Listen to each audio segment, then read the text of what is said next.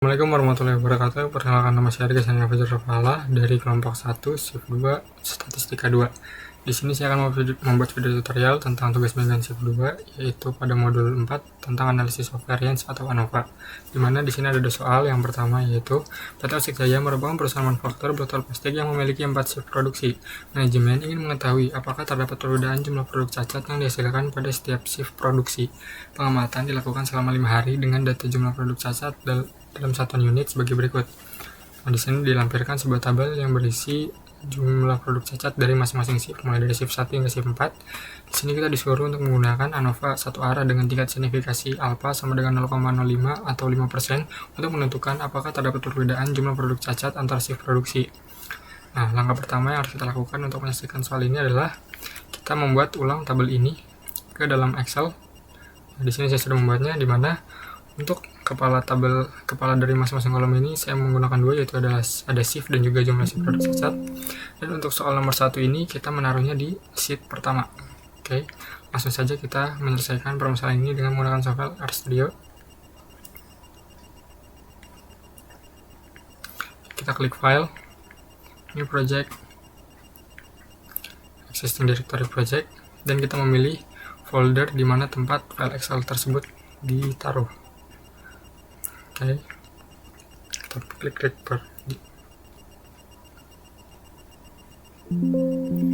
Nah, kalau sudah, di sini kita bisa melihat di pojok kanan bawah bahwa di sini ada file Excel yang sudah kita buat tadi. Berarti ini menandakan bahwa kita sudah menaruh file project ini di folder yang benar. Oke, langsung saja kita buka sintaksnya. Kita akan menggunakan sintaks dari tutorial kemarin, yaitu ini. Nah, oke, untuk soal pertama di sini kita akan mengganti nama file Excel-nya, yaitu Tuming modul 4. Tuming modul 4, statusnya kita hapus.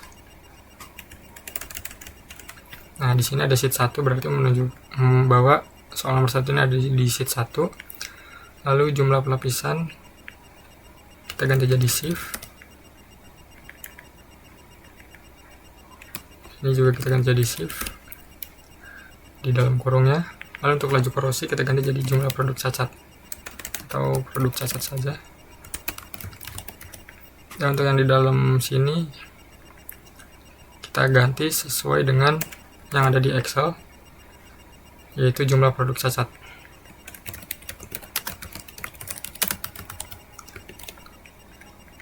Oke, nah di sini untuk bagian laju korosi, jumlah pelapisan kita ganti dengan shift. Lalu untuk yang produk cacat kita ganti dengan untuk yang laju korosi kita ganti dengan produk cacat. Oke. Nah, jika sudah, di sini yang pertama adalah kita disuruh untuk melakukan install dan juga membuka package-nya. Dimana di sini ada dua package, yaitu RedExcel dan juga CAR. Untuk RedExcel sendiri digunakan untuk agar si RStudio ini bisa menarik langsung file tipe Excel ke dalam RStudio. Lalu untuk package CAR itu digunakan untuk mengaktifkan fungsi Eleven Test yang akan digunakan untuk menguji homogen nanti. Oke, langsung saja kita running.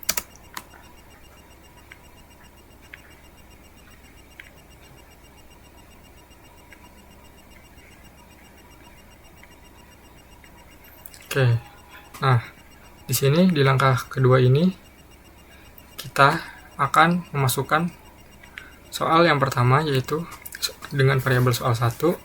Lalu kita panggil fungsi dari RedExcel, yaitu RedExcelSX.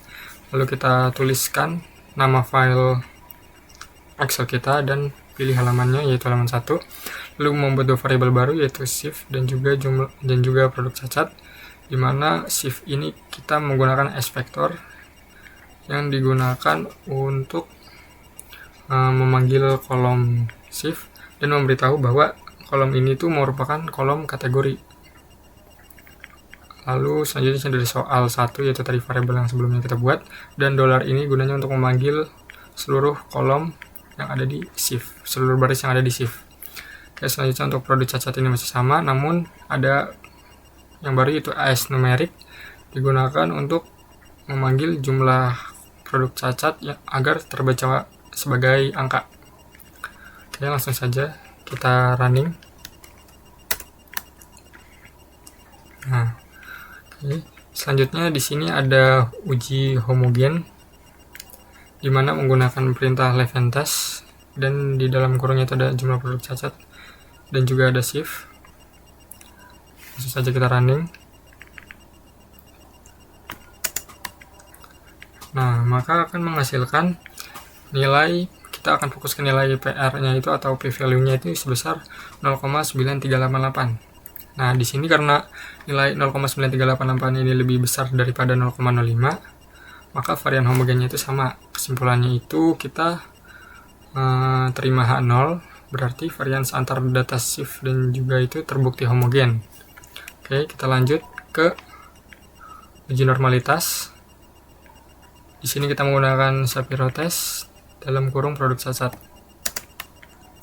Nah, di sini kita juga fokus ke nilai p-value-nya yaitu 0,314, di mana berarti p-value-nya itu lebih besar daripada 0,05, maka dapat dikatakan bahwa data tersebut berdistribusi normal.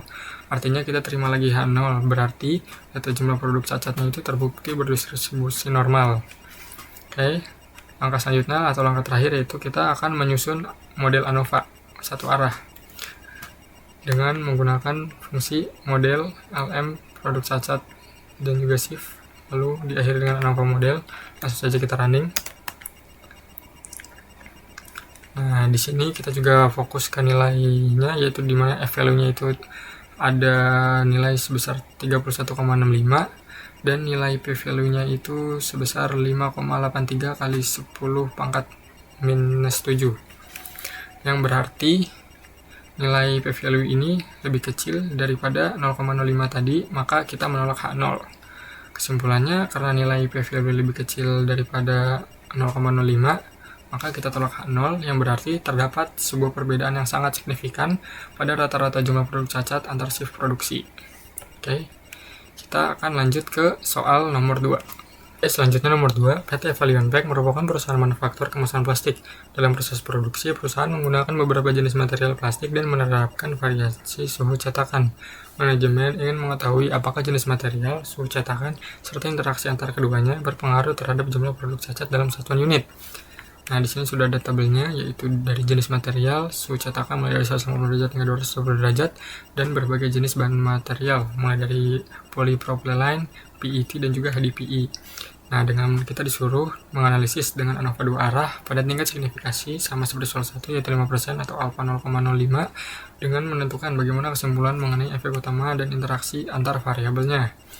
Nah, sama seperti soal nomor 1, di sini kita membuat tabelnya terlebih dahulu. Di sini saya letakkan di sheet 2 pada file Excel, di mana untuk kepala kolomnya ini berisi jenis material, suhu cetakan, dan juga produk cacat.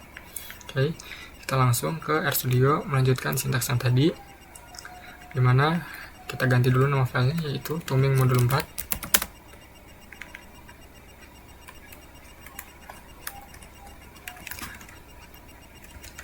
Dan untuk sheetnya itu sheet 2 atau halaman 2.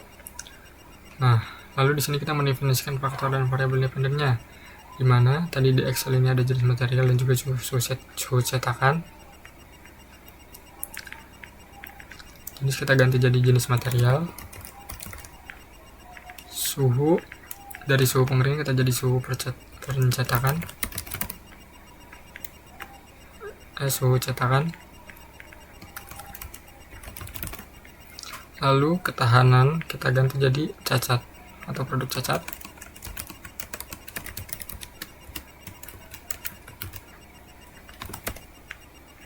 Mungkin ganti jadi cacat aja.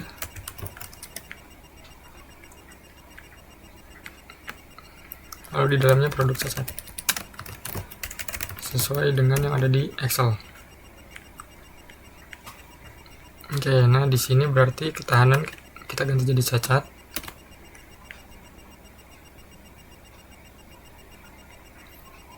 Ketahanan karat kita ganti jadi produk cacat.